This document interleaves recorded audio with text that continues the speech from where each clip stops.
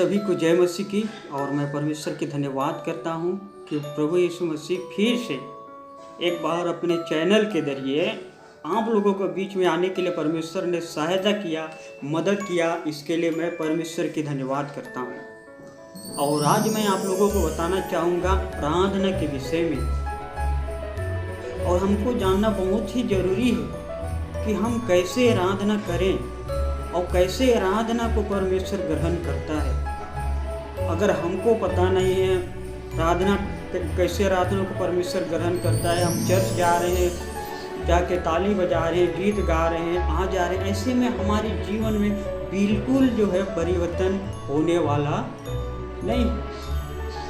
तो हमें जानने की ज़रूरत है कि हम परमेश्वर के सम्मुख में बैठते हैं तो प्रभु यीशु मसीह को कैसे आराधना दें और प्रभु यीशु मसीह को कैसे आराधना भाता है। इस बात को आज मैं बाइबल से कुछ समय आप लोगों को बताने की कोशिश करूंगा।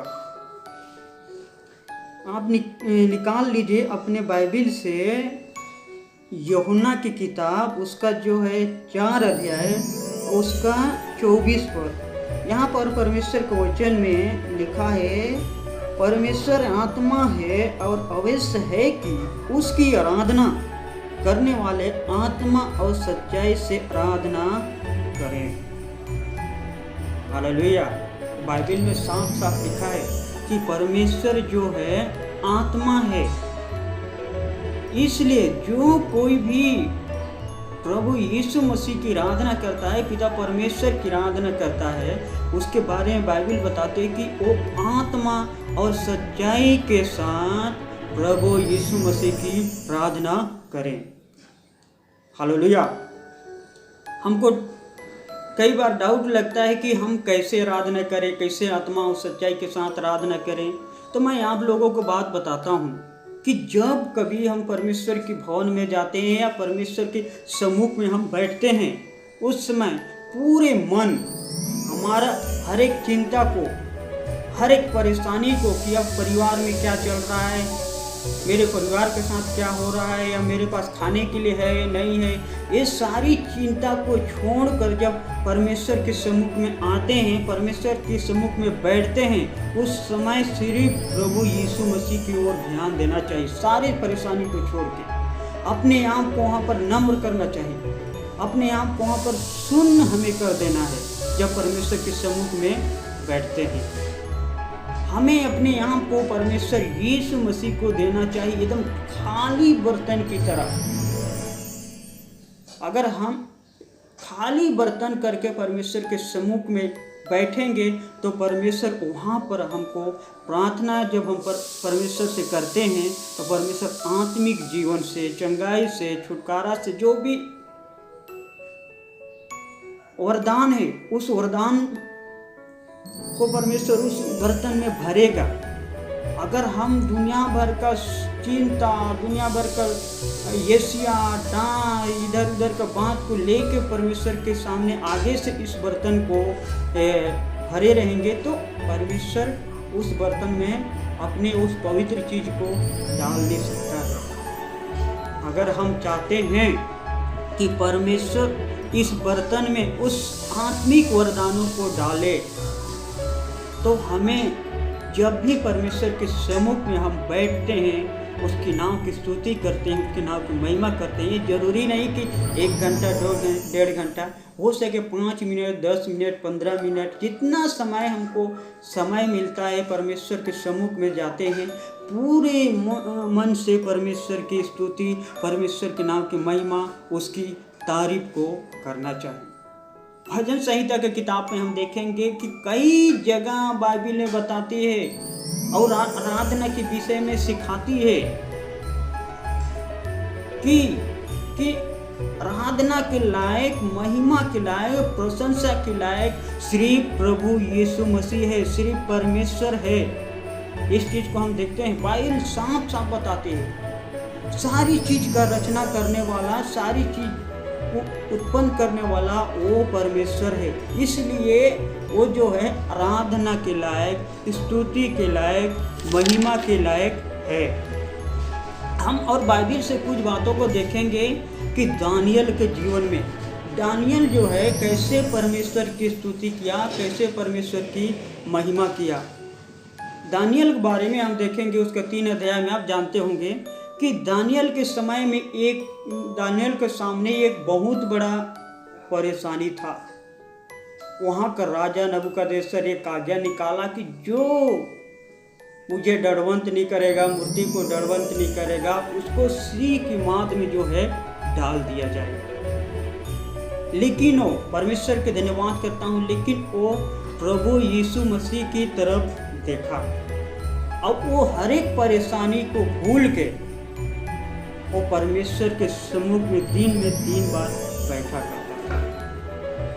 अब वो जब परमेश्वर के सामने सुन्न होकर बैठता था, पूरे मन से साथ परमेश्वर के सामने बैठता था, तो प्रभु यीशु मसीह उस परेशानी से उसको विजय को दिया।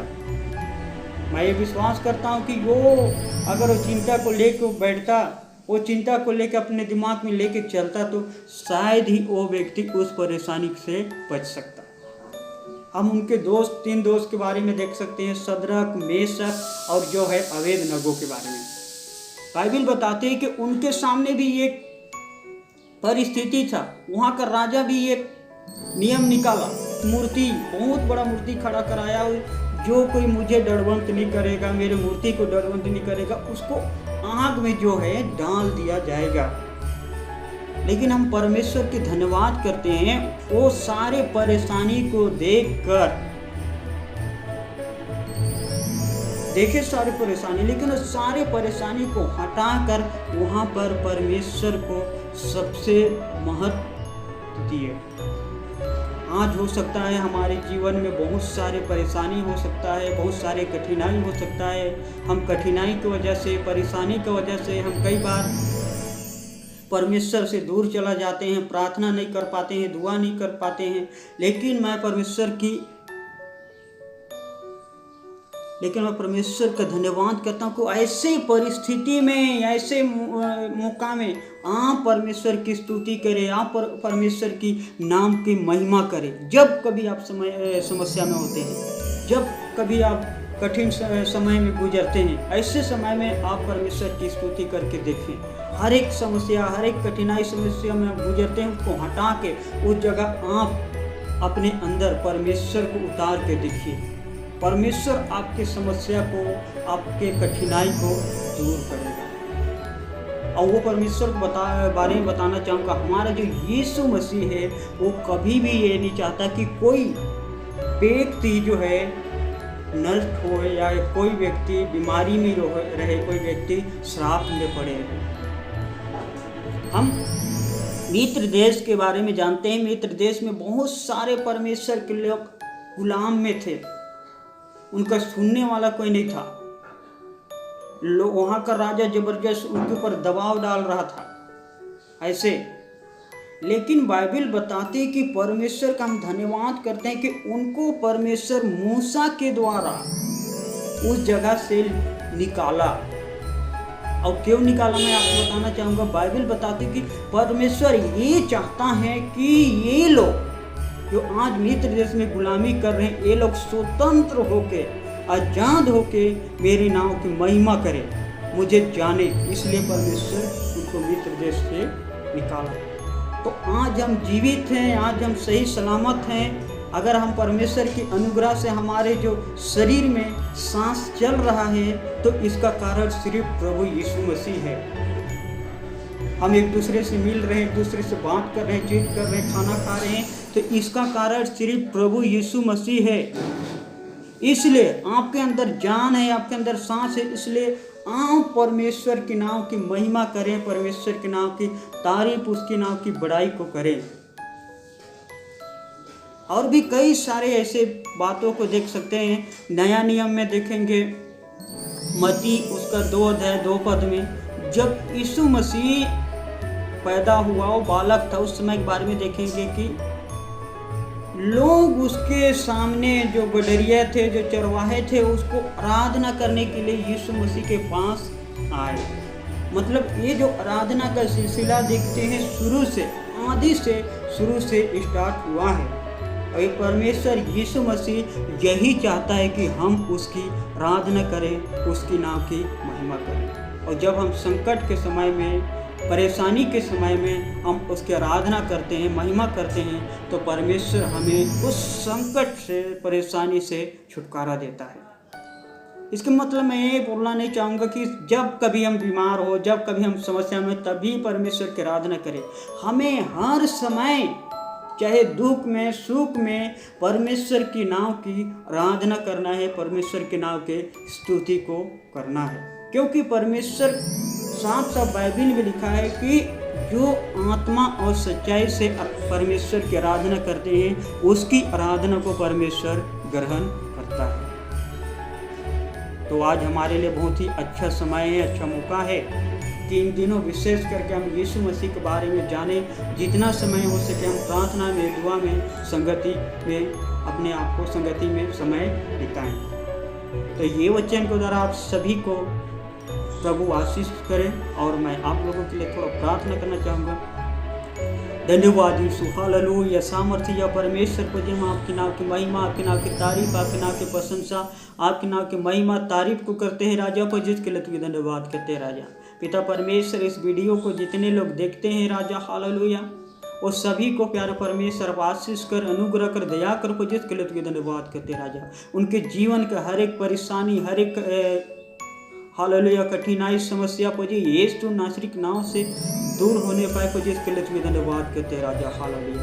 पिता परमेश्वर, होने दे जितने लोग इस वीडियो को देखते हैं राजा, हर एक के जीवन में आप अद्भुत काम कीजिए, हालेलुया। उनके हर एक आर्थिक आवश्यकता, जरूरत को प्यारे परमेश्वर आप पूरी कीजिए, को जिसके लिए तुम्हें धन्यवाद करते हैं राजा, धन्यवाद करते हैं राजा। प्रार्थना यीशु मसीह के नाम से मांगते हैं, हालेलुया।